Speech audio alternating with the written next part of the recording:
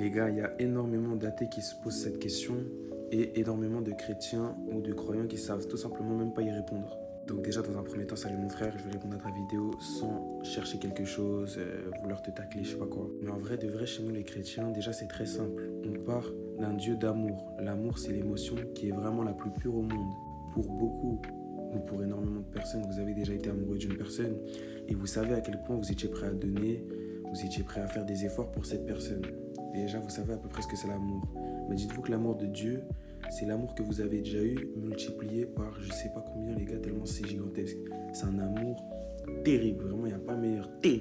Donc dans cet amour qu'il a consacré aux hommes, il avait vraiment envie d'avoir autour de lui un amour sincère, un amour pur. Quand tu aimes quelqu'un, t'as pas envie qu'il t'aime en retour juste comme ça, parce que tu l'as forcé, ou par pitié, ou par n'importe quelle émotion. Non, tu as envie qu'il t'aime de son plein gré. Sinon, c'est pas de l'amour, c'est de la manipulation, ou tu forces ça.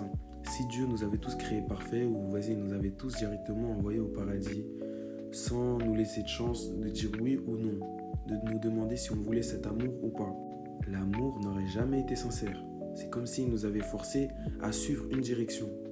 Donc lui qui veut un amour sincère, il va nous forcer à l'aimer. Mais si l'amour est forcé, les gars, vous commencez à comprendre ou pas? Il n'est pas sincère. Alors la seule manière qu'il a eue, ça a été de nous mettre dans un lieu avec toutes les cartes en main pour pouvoir résister aux tentations, agrandir notre foi et vraiment chercher à être avec Jésus sur terre.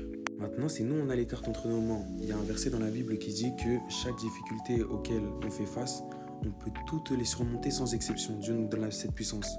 Ça veut dire que si dans notre vie sur terre, on veut ne pas être avec Dieu, c'est notre choix. T'as capté, c'est à nous. Mais à la fin, en fait, Dieu il va récupérer les personnes qui voulaient vraiment être avec lui sur terre. Tu vas pas passer l'éternité avec un Dieu que tu as toujours essayé d'esquiver.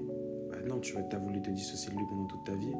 Là, c'est toi en fait qui te guide tout seul en enfer. C'est pas Dieu qui te dit, toi, t'as pas été avec moi, va en enfer. C'est toi qui n'as pas voulu, mon ref. Donc, pour répondre à ta question, que Dieu sache la fin ou non, ça ne change rien au fait que pour matérialiser cet amour sincère, tu dois le passer. T'as capté, même si Dieu connaît la fin, c'est vrai. Sur ce, mon frère, j'espère que tu vas bien. On s'attrape bientôt. Et à tous ceux qui sont là, bonne soirée, santé, bisous.